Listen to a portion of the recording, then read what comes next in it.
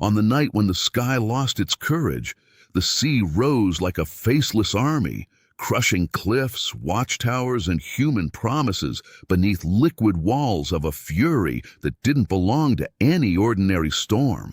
The lightning didn't streak across the horizon. They looked like open scars on the body of the darkness. And at the heart of his cataclysm, a name echoed in the depths like an ancient decree: Poseidon. He was not the festive god of marble statues worn down by salt, nor the tamed figure from poems recited at fragrant banquets.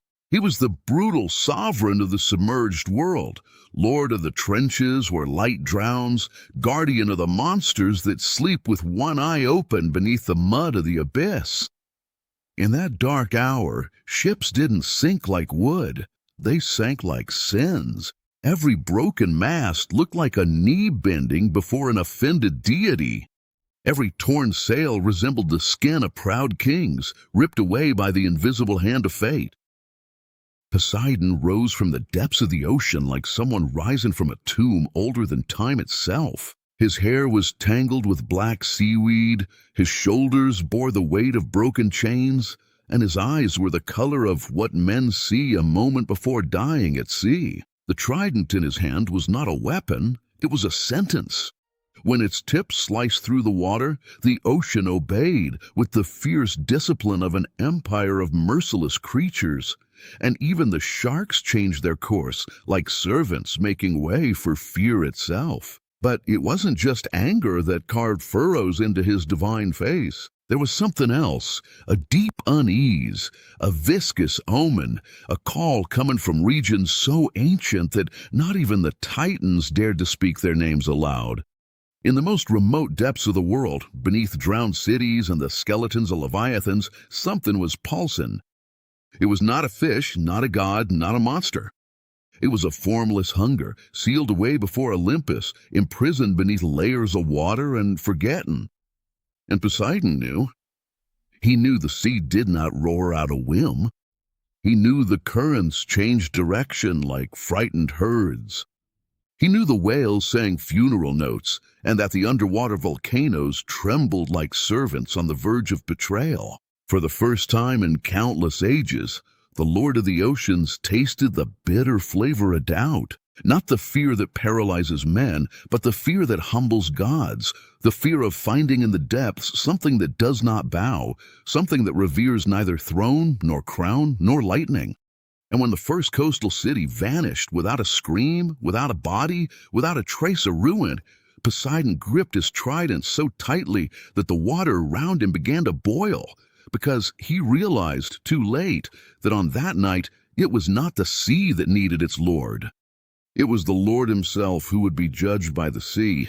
Long before mortal men tossed coins into the vast churning sea and called it devotion, Poseidon already reigned over the liquid realm with a severity no mortal could recount without trembling.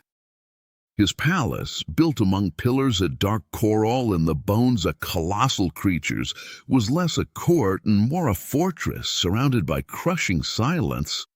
There, where the pressure would crush the chest of any living being, the god walked among gardens of pale anemones and halls lit by the sickly glow of eyeless fish.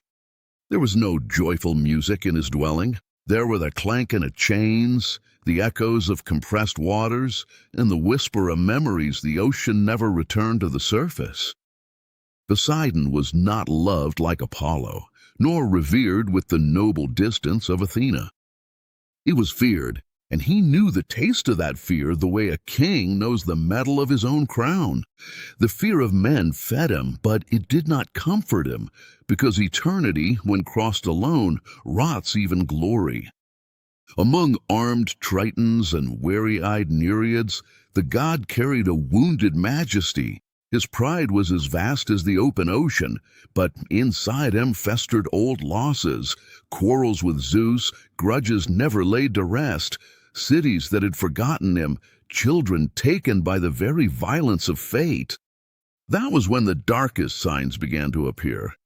Entire schools of fish turned up dead, spinning in the tide like cursed silver. Sacred springs dried up. Islands heard voices coming from saltwater wells, and in the very early hours of the morning, fishermen would return with empty nets, and hair turned white from sheer terror. Poseidon realized he was not facing a human rebellion, nor the usual insolence of kings. The enemy moved beneath the world, breathing in forgotten crevices, pushing the sea from within like a foreign heart trying to be born from a divine corpse.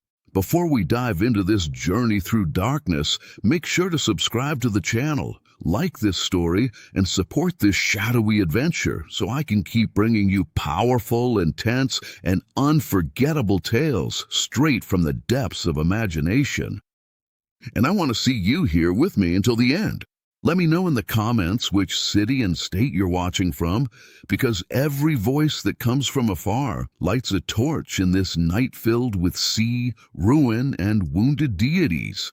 Now take a deep breath, because the waters are about to part, not to reveal treasures, but scars. What is about to emerge is not a shining fable. It's a tragedy of salt, pride, and damnation, led by a god who will discover that even the mightiest of rulers can bleed. This is the story of Poseidon, when the ocean, his throne and his sword, stopped obeying him like a servant and began to judge him instead.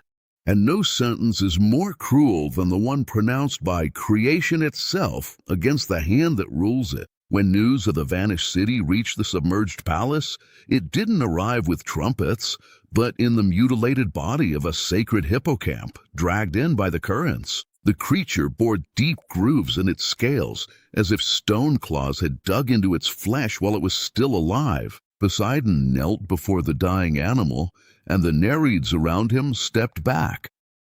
Not out of disgust, but out of reverence for the god's silence. He touched the forehead of the wounded messenger and, in a brutal flash, received fragmented visions. Towers being pulled under, streets swallowed without a trace of foam, drowned bells ringing beneath the dark water. The city hadn't been destroyed by wave, earthquake, or fire. It had been ripped from the coast like a rotten tooth. No wall had withstood it, no temple remained. All that was left was a circle of black water, still as an open eye staring at the sky. Furious, Poseidon struck the floor of the hall with his trident. The cracks spread through the sea marble and made the Triton stagger. But after the crash, something worse followed. An underground echo answered the blow. Not a sound, a response. Amphitrite watched her husband from the top of the coral stairs, realizing what the others didn't dare admit. What shook Poseidon wasn't just anger, it was recognition, as if a shadow buried in ancient times had heard its name and awakened with resentment. The god ordered Dolphin, the fastest among his messengers, to summon Proteus, the old knower of the sea's shifting forms. If there was memory in the currents, Proteus possessed it. If there was a secret in the tides, he had already sniffed it out with the wariness of someone who had survived many ages. Proteus came dragging old age behind him like a soaked net. His milky, deep-set eyes did not look at Poseidon with submission, but with the bitter intimacy of someone who knows the fragility behind greatness. Upon hearing the description of what had happened, he didn't turn pale. He did worse, he lowered his head. "I was afraid I'd hear that silence again," he murmured. And he explained that before the order of the Olympian gods ruled the cosmos, there existed beneath the sea a prison made of canyons, volcanic chains, and oaths. There, an entity called the shadowy Nereus had been sealed away, not the ancient wise sea god of the songs, but a primal hunger clothed in consciousness. According to Proteus, this being didn't devour flesh, it devoured dominion. It drained the authority from things. It tore the kingdom from the king, the holiness from the temple, the obedience from the sea. Wherever it went, creation forgot who ruled over it. And if it were ever set free, the ocean would no longer recognize Poseidon as its lord. For the first time, the god felt his trident weighed heavier than any divine metal should. Not because his strength had lessened, but because the very sea around him seemed to hear that revelation and hesitate. And for a sovereign like Poseidon, nothing was more obscene than hesitation from something that had always bowed to him. Poseidon left alone. Neither Amphitrite, nor Triton, nor the escorts of marine warriors could follow him beyond the arch of the trenches, a region where the water grew so dense it seemed like dark glass crushing anything that dared to cross it. As he descended, the colors faded away. The blue turned to lead, the green rotted into black, and the glow of abyssal fish appeared like lanterns in a funeral procession. There, the ocean had no beauty, only guts. Amid submerged mountains and craters spewing mineral smoke, the god found the remains of the vanished city. They weren't destroyed, but rearranged. The houses had been stacked in concentric circles. The marble statues stared at the center, like worshippers forced to adore something invisible. In the main temple, priests and citizens lay preserved in the water, motionless, their eyes open. No wounds had torn their bodies, but their faces were empty of identity, like masks abandoned by souls that had forgotten their own names. Poseidon walked past toppled columns and found on the altar a symbol carved with monstrous precision, an eye surrounded by broken chains. Upon seeing it, ancient memories broke through the seal of time. He remembered the Primordial War, when he helped seal the entity in the depths and swore never to speak of it again. Forgetting wasn't an accident, it was a strategy. The gods hid the existence of that horror to prevent any cult from making it stronger. But the world of men had a knack for digging up ruins, misinterpreting fragments, and kneeling before what should have remained unnameable. Then the voices came. Not from outside, but from within the water, sliding around Poseidon like liquid serpents. They called him usurper, borrowed king, lord crowned over fragile currents. Each word slid into his ear like cold poison. The god moved forward to the central square, where a colossal fissure gaped in the ground of the sunken city. From it emanated a deep pulse, like the beating of a heart buried within the crust of the world. All around, the current spun in defiance of the laws of the sea. When Poseidon drove his trident into the opening, the darkness below him stirred. No body emerged, but an absence of form, an impossible outline, something that seemed made of dead waters, dissolved faces, and ruins of voices. And that presence smiled without a mouth. "You reign because I slept," the entity whispered in the god's mind. Poseidon did not back down, but he felt the ocean floor tremble with the cruelest truth of that descent. He was not facing an enemy who merely wanted to win. He was facing something that wanted to deny his very existence. The first blow came from Poseidon. His trident came down like a drowned lightning bolt, splitting the water into 3 luminous gashes. The impact crushed ruins, raised a wall of sediment, and made entire schools of fish burst into scattered silver. But the entity had no flesh to be torn. It dissolved into black currents, passed through the attack, and reappeared behind the godlike mist rising from a sunken graveyard. Then it struck not at his body, but at his authority. Suddenly, the waters around him stopped obeying. The sea, which had always responded to Poseidon's slightest gesture, hesitated like a horse that no longer recognizes its own rider. The currents twisted against him, whipping his shoulders, coiling around his trident, denying him the instinctive response of command. That hurt more than any blade, because a god can endure pain, but nearly goes mad when his very essence is challenged. Poseidon roared, and the sound echoed through the trenches, splitting rocks and awakening hidden monsters. Still, the water's rebellion persisted. Dark nearest took the form of dozens of dissolved human faces, faces of kings, sailors, children, and priests. They all spoke at once. They accused Poseidon of shipwrecks, droughts, earthquakes, and cruel whims. These were voices gathered over ages of resentment. For the first time, the god faltered. Not because the accusations were entirely false, but because human resentment had been preserved at the bottom of the world like poisonous sludge. That creature fed on what Poseidon had left behind: pain, arrogance, destruction, and worship through fear. The entity wrapped itself around the god's arm, and wherever it touched, the divine skin cracked like rock under a brutal winter.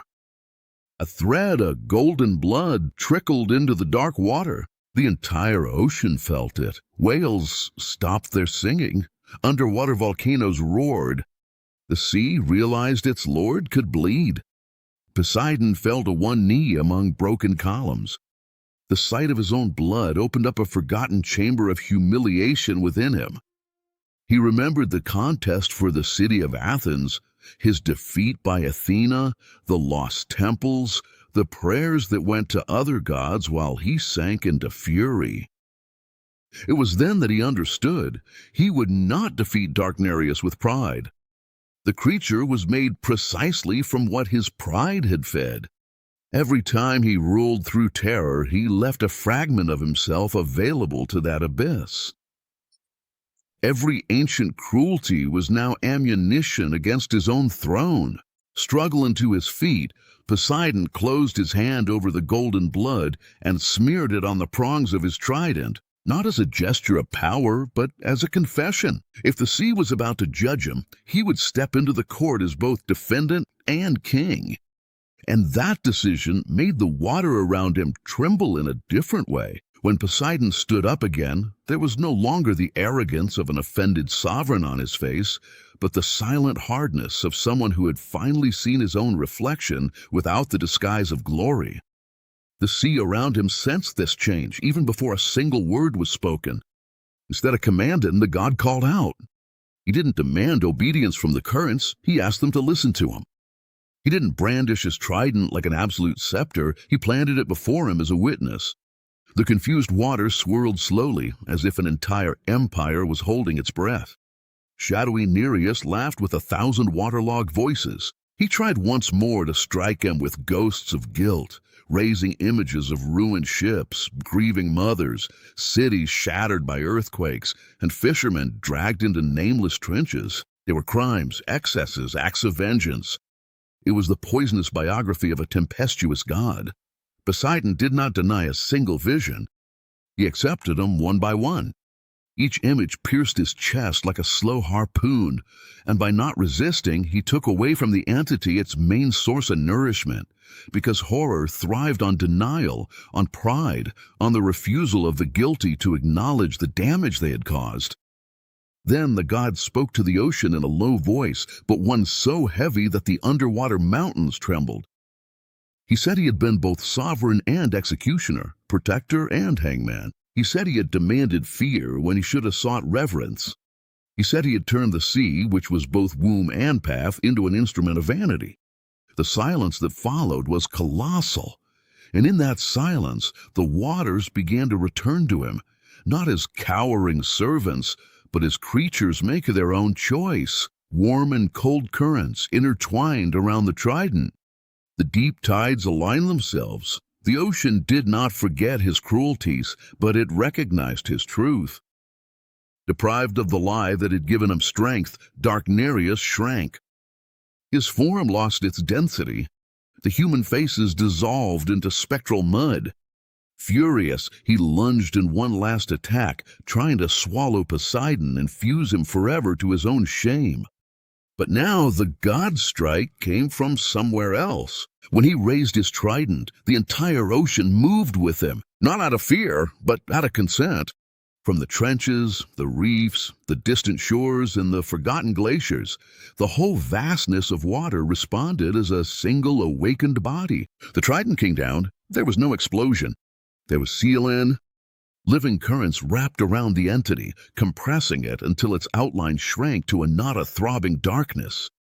The undersea mountains closed in over it, and the very ocean floor sealed the prison with layers of stone, salt, and memory. When it was all over, Poseidon stood motionless before the scarred fissure. He had won, yes, but he left that place diminished in the eyes of vanity and greater before the truth. The ocean remained his kingdom, but from that night on, He understood that a lord of the seas doesn't rule just by the strength of his arm, but by the weight of what he's willing to face within himself.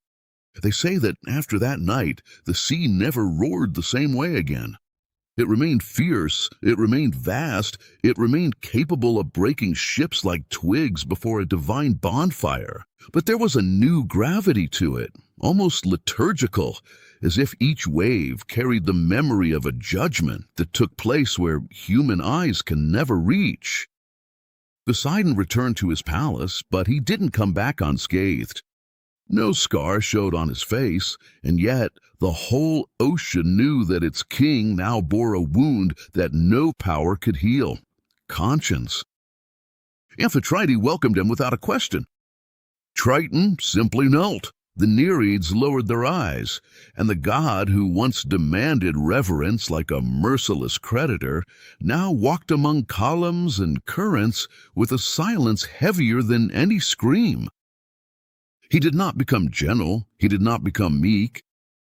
Gods did not abandon their own nature so easily, but his fury gained shape, and his punishment ceased to be pure whim, becoming a measured response to the world's insolence. Even today, when the ocean darkens without wind and the horizon seems to hold its breath, the ancients would say that Poseidon is once again listening to the depths. Not out of fear of losing his throne, but so he would never forget that the true abyss does not dwell only beneath the waters. It grows, silently, within every power that believes itself absolute. And it was by facing that abyss without looking away that the Lord of the Seas remained king.